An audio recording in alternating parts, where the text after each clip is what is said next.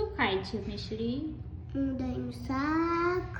દહીંનું શાક ના કહેવાય, વઘારેલું દહીં કહેવાય. વઘારેલું દહીંનું શાક ને ભાખરી. ચલો. તાર ડોલને ખવડાવે છે? હા.